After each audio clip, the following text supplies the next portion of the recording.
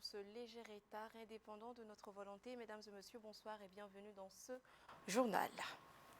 À la une de ce soir, il était privé de liberté depuis son interpellation le 11 novembre à Bouaké sur le territoire ivoirien.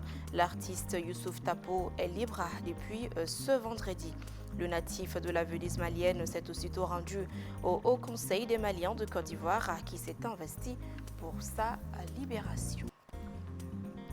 À quelques semaines de l'Assemblée élective de l'UNTM, des voix s'élèvent pour s'opposer à la candidature de Yacouba Katile, secrétaire général sortant de la centrale syndicale. La coordination des comités syndicaux de la DAF et le syndicat des impôts réclament une nouvelle tête à la plus importante centrale syndicale du Mali. Ils n'ont pas attendu l'État pour développer et sécuriser leur cadre de vie.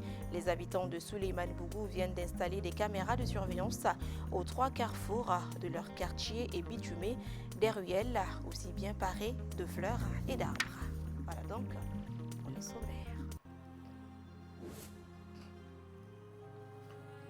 Bienvenue si vous nous rejoignez. Je vous le disais tout de suite dans les titres, l'artiste Youssouf Tapo est libre depuis ce vendredi. Le natif de la Venise malienne avait été interpellé et détenu en Côte d'Ivoire depuis le 11 novembre 2023. À sa libération, il s'est rendu au Haut Conseil des Maliens de Côte d'Ivoire qui s'est investi pour que ce jour soit.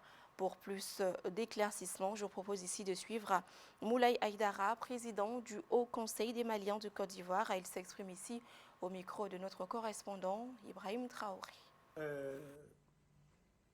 On est le 16 décembre 2023. On est à l'immeuble du Mali, dans le bureau du Haut Conseil des Maliens de Côte d'Ivoire. Aujourd'hui, on veut manifester notre joie parce que Youssouf Tapo est quitté au Mali pour venir faire le concert à Bamako depuis le 11 décembre. Le 11 décembre, il est venu à Bouaké, il a eu un peu de difficultés par rapport à mécontentement de d'autres personnes. Il a été arrêté pour venir à Abidjan. Depuis le 11, on a fait tout ce qu'on peut faire avec les bénédictions de tous les Maliens et tous les Ivoiriens. On s'impliquait tous pour faire satisfaire Youssouf Tapo. Il a été libéré hier depuis 14 heures. Mais comme il y a des procédures à faire, c'est jusqu'à 23 heures qu'il a pu gagner celui au domicile. Ce matin, il est venu au bureau du Haut Conseil pour venir me remercier personnellement de l'implication que j'ai faite par rapport à son libération. Donc c'était pour dire à tous les Maliens, et que nous on est en Côte d'Ivoire ici, mais on est là pour les Maliens. Ceux qui sont ici en Côte d'Ivoire et ceux qui sont au Mali. On n'a pas d'autre choix et que les gens nous ont choisi pour ça. Si on a fait ça là, ce n'est rien de tout ce qu'on devrait faire. Il était content, il était satisfait, il est en bonne santé et il vient de nous quitter tout à l'heure, il va aller à Bouaké. C'est pour dire à tous les Maliens, et que tu es au Mali ou tu es en Côte d'Ivoire ici, les joies des Maliens sont notre joie, les soucis des Maliens sont notre souci. Je remercie tout le monde. Et voilà, Youssouf Tapo qui est donc libre depuis ce vendredi. La coordination des comités syndicaux de la DAF, des DEH, des CPS et des DFM, de la primature et des départements ministériels montent au créneau contre le secrétaire général de l'Union nationale des travailleurs du Mali, UNTM. En conférence de presse ce samedi, le président de cette coordination a dénoncé ce qu'il qualifie de dérive de la part du patron de la principale centrale syndicale du pays. Lolo Madibaté nous en dit plus. À quelques semaines de l'Assemblée élective de l'UNTM, des voix s'opposent à la candidature de Yacouba Katile, secrétaire général sortant de la centrale syndicale. La coordination des comités syndicaux de la DAF, des DH, des CPS et des DFM de la primature et des départements ministériels appelle à barrer la route à la reconduction de Katile à la tête de l'UNTM depuis 2014. Nous voulons, à la tête de l'UNTM, quelqu'un qui n'a pas de mépris pour les autres syndicats. Nous voulons à la tête de l'UNTM quelqu'un qui est sensible aux plus démunis tels que les contractuels. Nous voulons à la tête de l'UNTM quelqu'un qui ne soit pas au plus haut sommet de l'administration. Parce que si une fois que vous êtes au plus haut sommet de l'administration, vous ne pouvez plus défendre, vous devenez juge et parti. Il n'y a pas de texte qui l'interdit, mais la déontologie même du travail, on veut être syndicaliste quand on est libre. Mais à un certain niveau de responsabilité, on n'est pas libre. Des membres du syndicat des impôts ont profité de cette conférence pour évoquer les blocages de la tenue de leur assemblée générale élective. Aujourd'hui, nous, on est en train de nous imposer ce que le Syntad a fait chez nous, alors que nous avons la base. Donc, franchement parler, s'il faut se remettre en cause, il faudrait que le camarade secrétaire général révise son tableau de bord. En réalité, ils sont en train d'implanter des bureaux, sections dans les différents services qui n'ont aucune correspondance. Aucune correspondance en réalité. L'Assemblée générale élective de l'UNTM aura lieu le 4 janvier prochain. Toute porte donc à croire que Katilé aurait des candidats en face ou tout au moins des détracteurs. Toute porte donc à croire que Katilé aurait des candidats en face ou tout au moins des détracteurs. Et bien là, c'était la voix de Nana Khadija Fane sur les images de Lolo Madibati. Par ailleurs, le Conseil malien des transporteurs routiers a un nouveau bureau, pour ne pas dire qu'il a renouvelé sa confiance à son président sortant. Seul candidat à sa propre succession, Youssouf Traoré de Bani Transport a été réélu pour 5 nouvelles années à la tête du Bureau national de 11 membres. Nous allons y revenir dans nos prochaines éditions. Sikasso, à présent, la synergie des syndicats signataires du 15 octobre 2016 a suspendu ce vendredi 15 décembre 2023 son mot d'ordre d'arrêt de travail qui était prévu pour le 18 décembre prochain. La suspension intervient suite à des avancées majeures constatées dans les discussions avec les autorités régionales. Je vous propose ici de suivre quelques syndicalistes au micro de notre correspondant depuis Sikasso, Idrissa Diallo. Sur 50 collectivités, il y a 49 collectivités qui sont payées à cet instant où nous vous parlons. Sur les 50, 49 sont payés. Et l'unique collectivité qui n'est pas encore payée, le traitement est en cours, donc d'un moment à un autre pour être décanté. Notre communiqué, dans le contenu du communiqué que nous avons adressé aux camarades, donc on a bien fait ressortir la situation donc, de la seule commune non payée au jour d'aujourd'hui. Donc de ce fait, en tant que syndicaliste, nous sommes obligés d'être flexibles par rapport à notre position. C'est ce qui a motivé la suspension du mot d'ordre et l'engagement aussi des autorités nous rassurant donc la seule commune non payée aujourd'hui qui est le conseil de cercle de Kadjolo, que ça sera incessamment payé. Donc nous avons la garantie auprès des autorités qui de passage nous les remercions sincèrement pour leur implication. Le gouverneur et tout le cabinet du gouverneur, de madame le gouverneur, ainsi bien que tous les autres acteurs qui se sont impliqués de près ou de loin dans la résolution.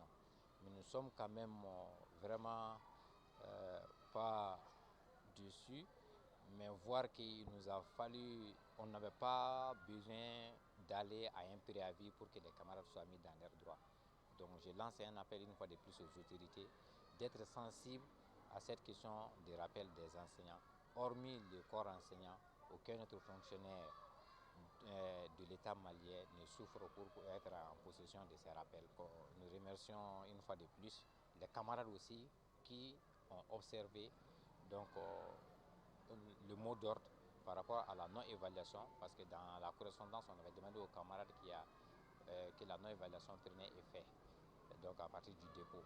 Les camarades nous remercions ici, donc ils ont observé réellement, ils n'ont pas déposé les sujets, ils n'ont pas non plus participé donc, à la programmation, autrement dit aux évaluations des 7e et 8e années donc, du fondamental 2 qui étaient programmés.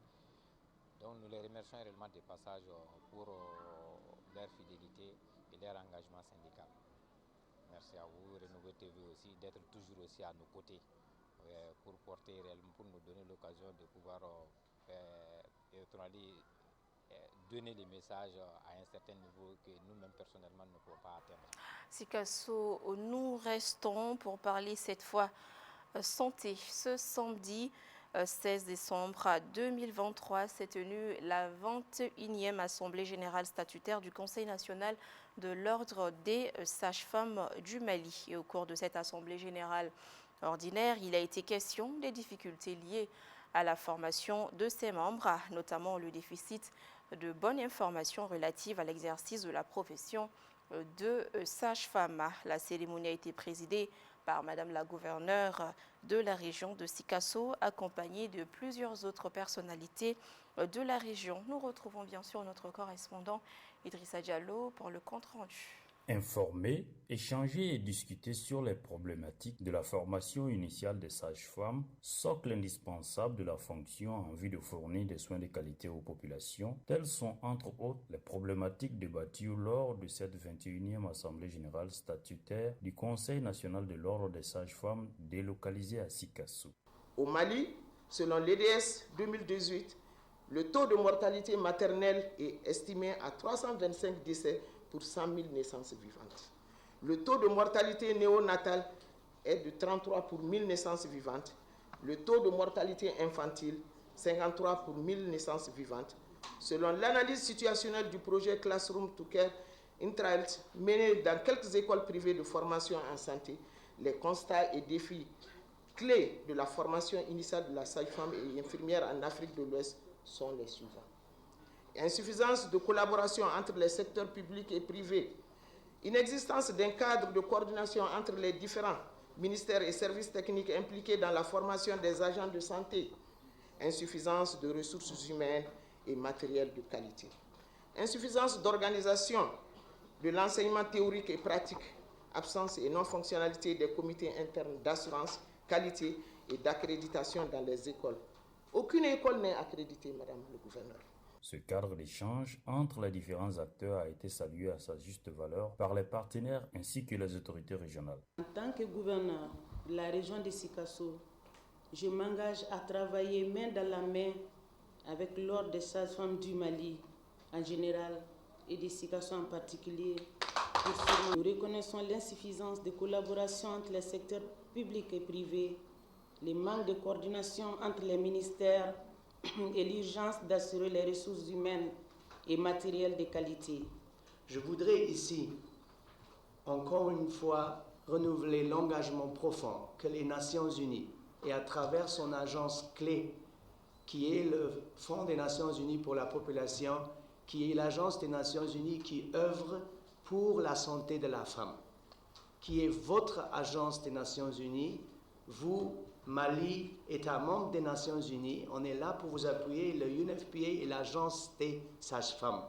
On est là pour vous appuyer, pour vous financer là où vous avez besoin de nous, pour vous mobiliser partout dans le monde. À noter que le Conseil national de l'Ordre des sages-femmes est une organisation qui veille sur la déontologie de la corporation en vue de l'amélioration des prestations pour le bien-être des populations. C'est sur des pas de danse des sages-femmes ainsi que la remise des attestations que cette 21e Assemblée générale statutaire du Conseil national de l'Ordre des sages-femmes a pris fin ici au Kénédougou.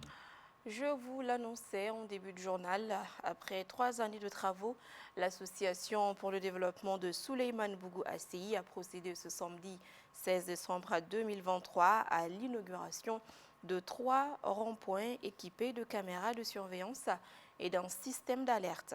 Ces équipements ont pour but de sécuriser au mieux le quartier. Maïmouna Ouedraogo, Montala Ouattara, compte rendu. Ils n'ont pas attendu l'État pour développer et sécuriser leur cadre de vie. Les habitants de Souleymane Bougou ACI viennent d'installer des caméras de surveillance aux 3 carrefours de leur quartier et bitumer des ruelles aussi bien parées de fleurs et d'arbres. Ces actions sont l'œuvre de l'Association pour le développement de Souleymane Bougou ACI. Cette initiative commune s'inscrit dans sa vision de faire de Souleymane Bougou une cité sécurisée et surtout enviée. Nos objectifs sont intacts parce que nous voulons allons finalement avoir un quartier qui sera en tout cas indemne de tard. Donc toutes les bases du développement de notre quartier vont continuer. Les questions environnementales vont continuer à être traitées, c'est la priorité pour nous. Des investissements majeurs vont continuer. Vous avez vu le poste de protection civile, on l'envisage pour 2024. Et puis bon, d'autres dispositifs, notamment la finalisation du dispositif de sécurisation globale de notre association à travers une vidéosurveillance. Et puis bon, d'autres entrées de l'association seront filtrées, comme pour dire que tout ne peut pas être l'État, tout ne peut pas être les mairies. Et pour nous, le développement, il est local, il part des résidents du quartier. Et c'est cette initiative qu'on a commencée depuis 2020 au niveau de Souleymane Bougou ACI. Pour le secrétaire général de l'association, après cette phase de réalisation, les perspectives restent grandes. Il faut le protéger pour sauvegarder ses acquis. On va faire des grillages de protection qui maintiennent l'esthétique. Mais aussi, le plus important, c'est de faire un maillage complet, dispositif sécuritaire qui couvre l'ensemble du quartier en termes de restrictions d'accès. On fait le suivi vidéo-caméra, mais il y aura une restriction physique aussi d'accès. Tout ça, c'est la prochaine phase. Et la prochaine phase aussi, c'est la base pour capter les images et traiter les images et avoir une équipe d'intervention rapide en cas de besoin. Couplée au traditionnel regroupement des hommes et femmes de la cité Souleymane Bougou, la présidente de l'association des femmes a exprimé sa satisfaction avec les nouvelles réalisations qui traduisent leur détermination à rendre leur quartier plus assaini. La vision, elle est un peu sociétale, hein. C'est juste pour prouver aux gens qu'on est capable quand même d'assainir nos quartiers sans l'aide de l'État, qu'on est capable d'avoir des jardins publics qui sont assez propres et qu'on est capable aussi d'avoir un Mali propre. C'est pas parce qu'on n'est pas là pour s'asseoir, attendre que quelqu'un vienne faire à notre place, et on est capable de réaliser certaines choses de nous-mêmes quand si tout le monde s'investit réellement. Pour rappel, ces réalisations ont été faites grâce aux cotisations et aux investissements volontaires à hauteur de 28 millions de francs CFA. Les habitants de Souleymane Bougou ACI doivent servir d'exemple. Le nouveau bureau de l'Amicale des anciens élèves fonctionnaires de l'École nationale d'administration ENA a tenu ce samedi une assemblée générale ordinaire pour présenter son plan d'action. Le bureau dirigé par Boubacar Sidiki Djassana ambitionne de renforcer les acquis du bureau sortant. Amadou Jara. Boubacar Sidiki Djassana est le tout nouveau président du bureau de l'Amicale des anciens élèves fonctionnaires de l'ENA du Mali. Élu pour 2 ans, il dirige un bureau de 19 membres. Ce nouveau bureau de l'Amicale des anciens élèves fonctionnaires de l'ENA du Mali place son mandat sous le signe de l'Union des anciens élèves fonctionnaires de l'ENA du Mali. Surtout de renforcer le lien entre les sortants de l'ENA, mais aussi de leur permettre de participer aux activités socio-économiques de l'État. Mais nous mettons l'accent surtout sur l'accompagnement de l'ENA. Administrateur civil, inspecteur des impôts, planificateur, conseiller économique et affaires étrangères. Bref, les membres du bureau de l'Amicale des anciens élèves fonctionnaires de l'ENA ont débattu de leur plan d'action qui se repose sur le renforcement des liens entre les membres et les acquis du bureau sortant. Le nouveau bureau prévoit également plusieurs activités. Qui sont au niveau de 4. D'abord, nous allons essayer de renforcer et sauvegarder les acquis des anciens bureaux. Ensuite, nous allons participer au renforcement des liens entre les énarques. Ensuite, nous allons essayer de faire en sorte que les énarques participent activement dans la vie socio-économique de notre État. Et enfin, nous nous sommes fixés des axes portant sur la mobilisation des ressources. Créée en 2017, l'Amicale des anciens élèves fonctionnaires de l'ENA du Mali est une organisation apolitique qui se fixe comme objectif de fédérer les anciens étudiants de l'établissement. Elle se veut également une force de veille sur les valeurs de la prestigieuse École normale d'administration. Et voilà, ce journal est terminé. Merci à tous ceux qui ont contribué à sa réalisation. Grand merci à vous également de l'avoir suivi. Prochain grand soir à lundi 19h. Bonsoir.